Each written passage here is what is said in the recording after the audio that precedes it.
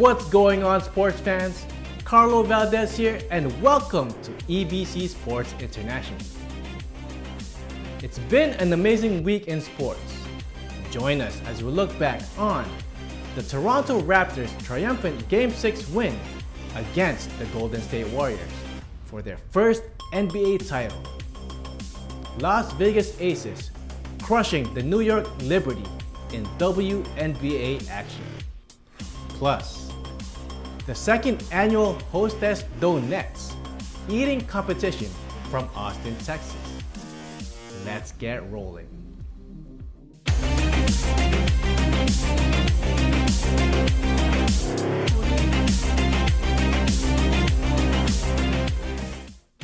Oh, Canada! We the North made history, winning their first NBA title and denying Dub Nation a three-peat in the last NBA game played at Oracle Arena. Another dramatic game came to the final seconds, this time ending in favor of the Raptors, becoming the first non-American team to win the Larry O'Brien Trophy. Kawhi Leonard earned his second Finals MVP and again denied another three-peat from another dynasty team. The Claw joined Kareem Abdul-Jabbar and LeBron James as the only players to win MVP with two different teams. This championship meant so much to Leonard, who played 9 games last season due to a quadriceps injury. His injury situation created a stir with the San Antonio Spurs, and the organization traded the superstars to Toronto last summer. When I was there on my opening day meeting, that I was focused on the now, and I wanted to make history here, and that's all I did. I just I'm still playing basketball no matter what jersey I have on, and the guys here been making runs in the playoffs before I came, so I know they're a talented team, and I just came in with the right mindset. Let's go out and win ball games. This unique team of non-lottery picks and undrafted players had their own bouts of personal struggles and adversity. Now they have reached the highest of highs and are on top of the world. I think for me as a kid, I didn't have the opportunity to dream about this moment. Like I didn't think I could make it. I didn't think this was possible as a kid, and I think a lot of kids don't think that it's possible. And just me being able to be here today and telling them that, hey, look at me, I was a lowest crowning kid from Cameroon, Douala, and we just couldn't even think about this moment, but here I'm at, as a champion. And Fred, how does it feel to be a world champion? It's unbelievable, man. It's unbelievable to have guys like Kyle Lowry on your team who step up and go for 15 in the first quarter, but he should have had 50. But he slowed down, so I just want to come out there in the second half and bail him out and try to help him for his legacy. They kill my man all the time in the playoffs.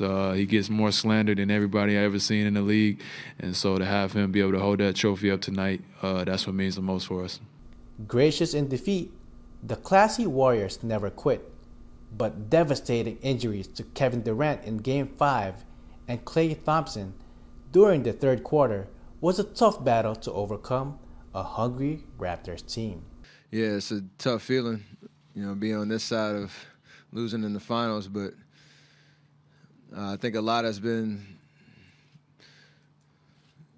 proven about who we are as a team and the fight that we have and all the adversity that we dealt with, and this entire playoff run. And we be thinking about this one. It's tough, but our DNA and who we are, and the character that we have on this team, I wouldn't bet against us. Being back on the stage, next year and going forward. So, really proud of the way that we fought to the end. And this 5-year run's been awesome, but definitely don't think it's over. Toronto fans celebrated to the wee hours of the morning, loud and proud to be part of the team's incredible run to championship glory. In WNBA action, All-Stars Asia Wilson and Liz Cambage led the Las Vegas Aces to a crushing 100-65 win over the New York Liberty. Aljamain Santos with a recap from the Mandalay Bay Event Center. The Las Vegas Aces hosted the New York Liberty in their second meeting this season. Despite the fight and attempt to battle back, the Liberty fell short up against the towering duo of Asia Wilson and Liz Cambage. Learning to utilize the strength of one another has truly yielded fruits tonight as the Aces finish 100-65. Oh man, my biggest contribution to the team, anywhere that they need me, I hope that I can fulfill that contribution of the team always, all game. For 40 minutes, that's who I am, and I hope to bring some energy, but at the same time, I hope to be just a great teammate. Her presence, she brings that to our team. She makes us that more dynamic of how you're going to guard us. You can't double team. It makes teams think, and that's what she brings to our team. And I mean, that goes across the board, but especially with Liz, she makes a lot of people think and break down defenses. I'm definitely not 100%. You know, I'm still getting a little bit tired and missing shots I would, normally make. But they will come as the season comes along. I'm just taking it game by game right now. You know, like tonight, once we get our chemistry going and we're playing like that, we're unstoppable. No one can match that. No one can match our game like that. We're too strong. So it's all about just bringing the energy from the get-go and continuing to play like that. Liz is one of the best players in the world, easily. Runner-up MVP last year. Coming off an injury, which has limited her opportunity to be successful early on. She's still working her way, and you saw that she played very hard for 5-6 minutes and was gassed. Had to get her out of the game. That's okay. That's to be expected. She's very competitive, and she wants to win. And she's quietly becoming a sound leader for our ball club also. And she's a good kid. I mean, read stuff, read this, read that, but for us, she's a great kid and a great teammate. She knows it. We have a lot of quality players, especially a lot of offensive talent. We're still learning each other. We're still learning what we were capable of. But they know they're growing together. With the win tonight, the Las Vegas Aces matched their season series against the New York Liberty 1-1. Make sure you stay tuned to more coverage of the WNBA here at Eagle News. I am Aljamain Santos, 1-25. Thanks, Aljamain. Up next, time to eat the donuts in Austin, Texas. Rio Mordecchio takes us to the second annual HOSTESS DONETTES eating competition. Donuts go away. EBC Sports International will be right back.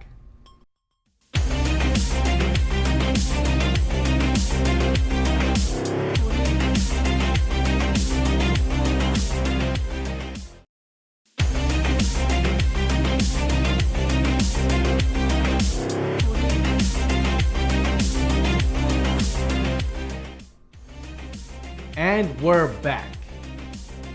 This is EBC Sports International. I am Carlo Valdez.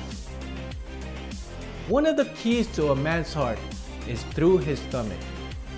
For 8 of the world's best competitive eaters, it's indulging their way for $4,000 and bragging rights to be a HOSTESS DONETTES eating champion. Check out the hostess with the mostest, Rio Mordecchio, with the showdown at the second annual competition in Austin, Texas. Rio? While most sporting events involve athletic skill and performance, today we will witness something different involving the stomach. This is known as Major League Eating. Here in Austin, Texas, contestants will compete for the second annual HOSTESS DONETTES eating competition. Well, we have some of the top-ranked eaters in the world here today, and some up-and-coming Austin area and greater Texas competitive eaters who have registered through our website at majorleagueeating.com, and they're here with glory on their minds and hopefully go after that money. Just like any other sport, competitive eating requires mental focus, stamina, and strategy. Each competitor has his or her own methods for preparing. It's a 6-minute contest. It's an all-you-can-eat buffet. It's very limited in scope, and by that I mean it's limited to one food and one food only, and that is the mighty HOSTESS Donette.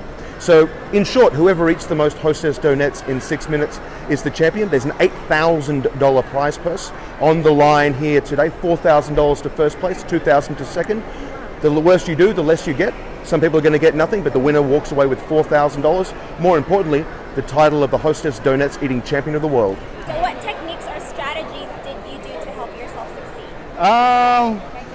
It's not too much strategy. Well, I mean, it's just knowing how much water you take in, because since it's nothing but powder, you can't take too much in, otherwise you're going to fill up on water. But it has to be enough to the point where you're moving quickly enough to leave everybody else behind. World-renowned competitive eater and defending champion Joey CHESTNUT was expected to win this year. I'm a competitive eater. I've been doing these contests for about 14 years.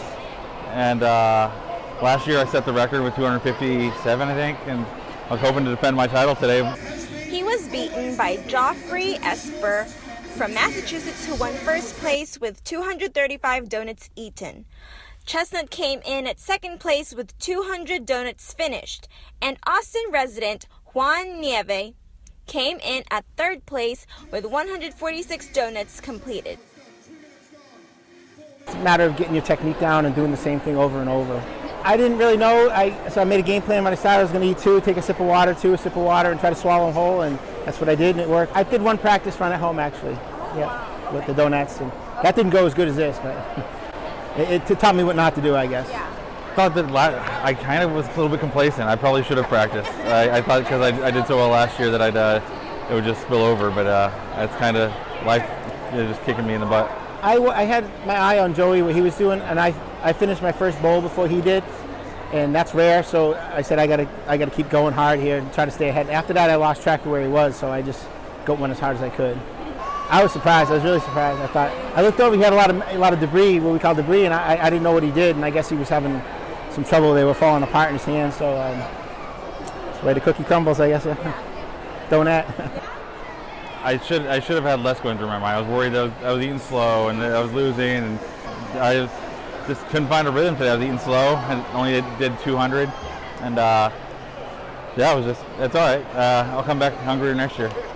Fans from different parts of the country traveled near and far to witness this event. We drove from Oklahoma to come here today, yes, just for this. So we got in last night, like right at midnight, and then we'll be driving back after this. We'll be headed right back to Oklahoma. So it just works out. It's National Donut Day. Hostess is in Austin. That's as close as they're going to be to me, and I want to see this in person. I want to watch this actually transpire because it blows my mind. I love to eat, but I don't know, fast eating, not so much. And that's what I was asking them. Do they get sick?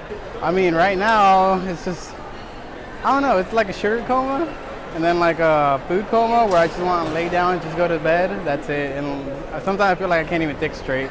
Yeah. I feel fine. Yeah. I feel bad when I'm not full. Because if I'm not full, then I really should have found a faster way to eat. We do contests all the time. I got another contest tomorrow, actually, in Providence, Rhode Island. So I'll fly out tonight and go up there and do another one. Reporting from Austin, Texas, I'm Rio Modiquillo, 1 with 25. I can't even eat 3 donuts in one shot. Rio, thank you. That's all for EBC Sports International. Like us on Facebook, follow us on Twitter @EagleNews. Visit our websites at eaglenews.net and eaglenewslive.com. Thanks for watching and see you again next time. I'm Carlo Valdez, forever 1 with 25.